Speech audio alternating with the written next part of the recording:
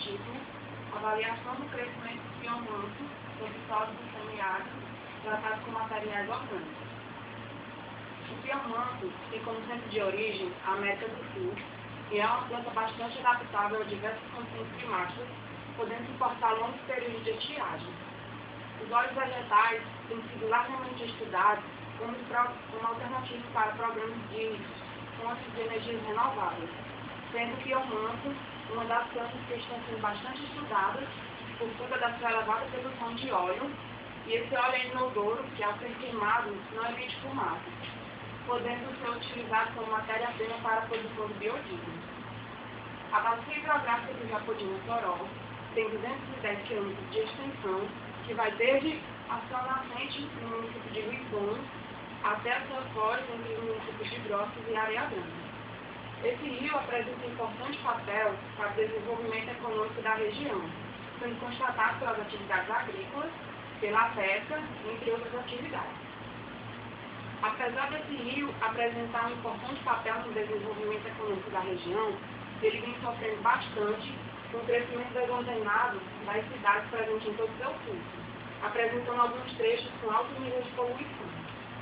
Nesses trechos nós podemos encontrar uma biomassa de macrófitas aquáticas que se desenvolve nesses ambientes por possuírem um alto teor de nutrientes que ajudam no crescimento dessas macrófitas.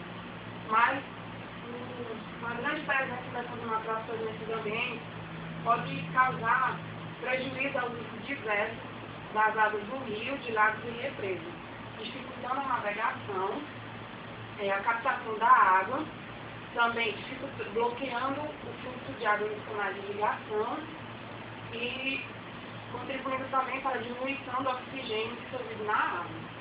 Mas, por outro lado, essas macrófitas são utilizadas para a recuperação desses ambientes por causa da sua característica de absorver os nutrientes que possuem nessas águas poluídas.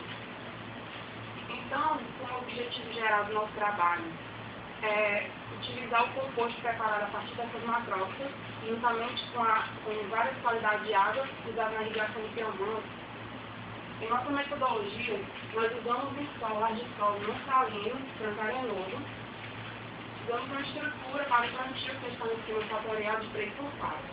3 qualidades de água, a primeira provinda da rede de abastecimento convencional da KM, a segunda qualidade de água é provinda do Riacho de Mossoró, em seu estado poluído, retirada a partir do perímetro urbano da cidade de Mossoró.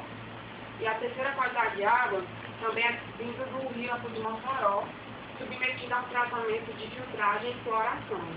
Utilizamos hipoclorito de sódio 1%, numa proporção de 2 a 3 gotas para cada litro de água. E para cada qualidade de água, nós usamos 4 repetições. Fizemos análise físico-química dos solos em todos os estabelecimentos de tratamento, como também análise físico-química da água usada na irrigação.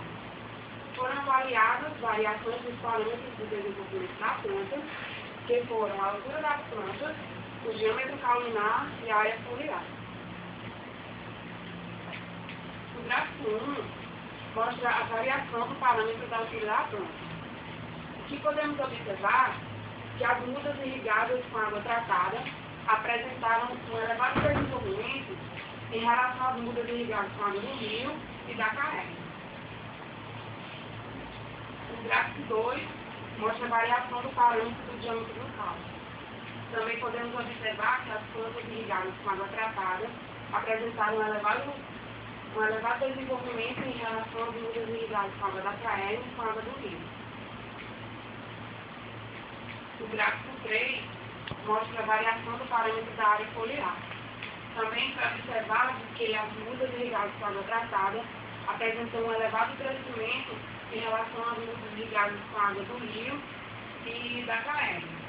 Em 120 dias, nós podemos observar que houve um decréscimo no crescimento aqui no gráfico, que é devido às folhas dessas plantas que chegaram até o seu limite de crescimento, sendo assim substituído por folhas novas. Então, quando a gente foi fazer a nova medição, já eram essas folhas novas que tinham uma área foliar menor.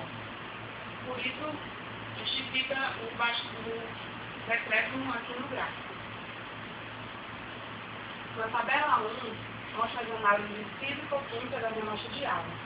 De todas as análises, não apresentou, nenhum desses elementos apresentou algum teor elevado que pudesse justificar o porquê que as mudas irrigadas com água tratada apresentou um elevado desenvolvimento. Na tabela 2, mostra as análises físico-químicas das amostras de solo. Também foi constatado que nenhum desses elementos apresentou um alto teor que pudesse explicar o porquê que as plantas irrigadas com água tratada apresentam um elevado crescimento.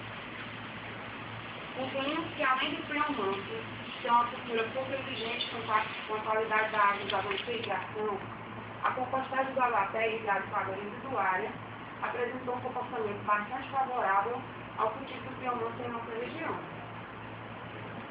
Sabe-se que a cultura de qualquer planta é devido a diversos fatores e não meramente da química usada na sua irrigação. O clima, o solo, o método de irrigação são alguns desses fatores que vão influenciar no desenvolvimento da planta. Então, acreditamos que isso ocorreu com a reação entre o composto preparado a partir dessas macrófilas, juntamente com a água residuária tratada, fazendo uma solução que apresentou um comportamento